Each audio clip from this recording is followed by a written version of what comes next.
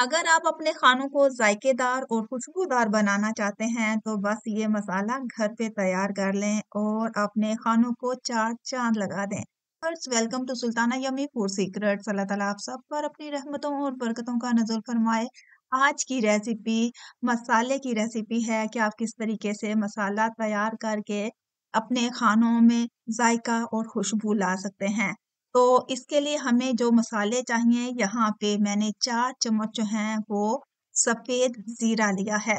याद रहे कि यहाँ पे मैंने ब्लैक ज़ीरा नहीं लिया, सफ़ेद ज़ीरा लिया है। 1 बड़ा चम्मच जो है वो सरसों के सीड्स लिए हैं और इसके साथ ही 1.5 चम्मच मैंने काली मिर्चें और लौंग ली हैं। 4 पीस मैंने जायवत्री के लिए हैं।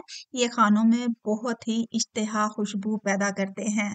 अच्छा जी, इसके साथ ही मैंने छोटी इलायची ली है जो कि 6 अदद है और बड़ी इलायची के 5 दाने लिए हैं। इसके साथ ही बादियान के 5 फूल लिए थे। दालचीनी के 3 टुकड़े लिए हैं और हाफ चम्मच जो है ना यहाँ पे मैंने कलवंजी ली है। 1 बड़ा चम्मच जो है वो मैंने सौंफ ली है और 1 चम्मच ही मैंने यहाँ पे अजवाइन ली है।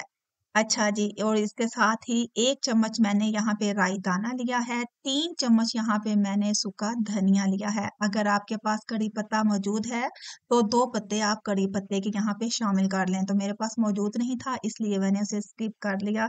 छोटा-सा टुकड़ा था वो मैंने यहाँ पे डाल लिया। अब आपने इन तमाम मसालों को एक पैन में डालना है और इनको मीडियम आँच पे, लो से मीडियम आँच पे जो है ना हल्का-हल्का रोस्ट कर लेना है। तो यहाँ पे दालचीनी के जो टुकड़े हैं ना वो ज़रा हार्ड थे तो मैंने इनको ज़रा छोटे-छोटे पीसेस में कर लिया, जायपत्री को भी छोटे-छोटे पीसों में कर लिया है, तो अब हम इनको रोस्ट कर लेते हैं। याद रहे कि आपने हाई फ्लेम पे इनको रोस्ट नहीं करना, लो से मीडियम फ्लेम पे आपने इनको रोस्ट करना है और रोस्ट करते हुए प्रॉपर आपने इसमें चम्मच चलाते जाना है। तब तक आपने इनको रोस्ट करना है जब तक इनमें खुशबू नहीं आ जाती और इनका जो कलर है ना हल्का-सा जो है ना वो चेंज होना ना शुरू हो जाए। तो खूब अच्छे तरीके से इनको रोस्ट कर लेना है आपने। यहाँ पे ये देखें और जब ये रोस्ट हो जाएँ तो चूल्हा बंद कर दें और चम्मच जो है ना वो प्रॉपर चलाते जाएँ ताकि इसमें से स्टीम जो है ना अच्छे तरीके से निकल जाए। तो यहाँ पे ये देखें जी बहुत अच्छे तरीके से हमारा मसाला जो है ना वो रोस्ट हो चुका है। चूल्हा मैंने बंद कर दिया हुआ है।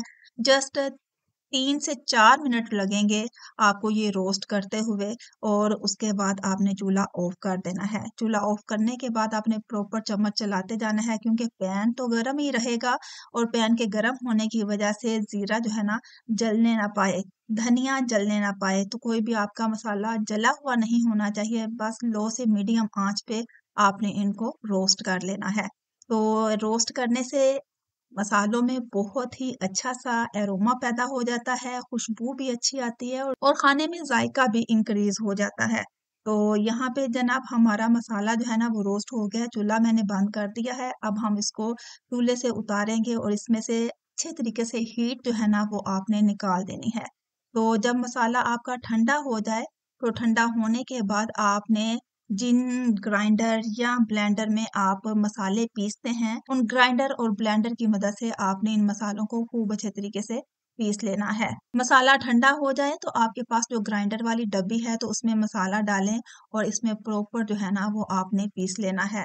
अच्छे तरीके से आपने इनको पीस लेना है। दालचीनी का टुकड़ा अगर कोई रह जाता है तो कोई बात नहीं, जस्ट आपने इनको ना तमाम मसालों को खूब अच्छे तरीके से पीस लेना है। ये देखें जी, मुझे तो इसकी खुशबू इतनी प्यारी आ रही है, इसको पीसते हुए। यकीन करें बड़ा अच्छा-सा एरोमा पैदा हो रहा है, जब ये खानों में इस्तेमाल करेंगे, तो क्या ही ये फ्लेवर पैदा करेंगे। तो इसी तरीके से आपने एक खुले बर्तन में जो है ना मसाले पीस के डाल निकाल लेने हैं और ये बाकी का सारा मसाला जो है वो पीस लेना है। तो मैंने ये देखें जी सारे का सारा मसाला जो है ना खूब अच्छे तरीके से पीस लिया हुआ है। इसमें से अब मैंने स्टीम जो है ना अच्छे तरीके से निकाल देनी है। स्टीम निकालने के बाद मैंने जिस डब्बी में या जार में जहाँ जिसमें भी आप मसाले रखते हैं आप उसमें शामिल कर लें और ये महीने भर का मसाला जो है ना वो मेरा तैयार हो गया है। इजीली मैं इसे बिरयानी में, कौरमे में कुछ भी मैं रेसिपी बनाती हूँ तो इजीली मैं इसे यूज़ कर सकती हूँ। डाइजेस्टिव सिस्टम के लिए ये बेहतरीन है। कुछ लोग कहते हैं कि मसालों का इस्तेमाल नहीं करना चाहिए। तो ये गलत बात है। अल्लाह ताला ने जो भी नेमतें पैदा की हैं उसके बेशुमार फ़ायदे हैं। तो बस एक बैलेंस में आप इन तमाम चीज़ों को इस्तेमाल करें तो यकीन करें आपको फ़ायदा होगा। होपफुली मेरे व्यूअर्स को आज की ये रेसिपी बहुत पसंद आई हुई होगी। मेरे अंदाज़ से, मेरे तरीके से मसाला बनाएँ और अपने खानों में ज़ायका बढ़ाएँ। जल्दी से मेरे नए व्यूवर्स मेरे चैनल को सब्सक्राइब कर दें। वीडियो अच्छी लगे तो वीडियो को ज़रूर लाइक कर दिया करें, अच्छा-सा कमेंट कर दिया करें ताकि मेरे चैनल की हौसला अफ़ज़ाई होती रहे और मैं आपके लिए मज़े-मज़े की रेसिपीज़ आपके साथ शेयर करती रहूँ। तो मिलते हैं एक अच्छी-सी, यूनिक सी, सिंपल सी रेसिपी के साथ। तब तक के लिए अल्लाह हाफ़िज़।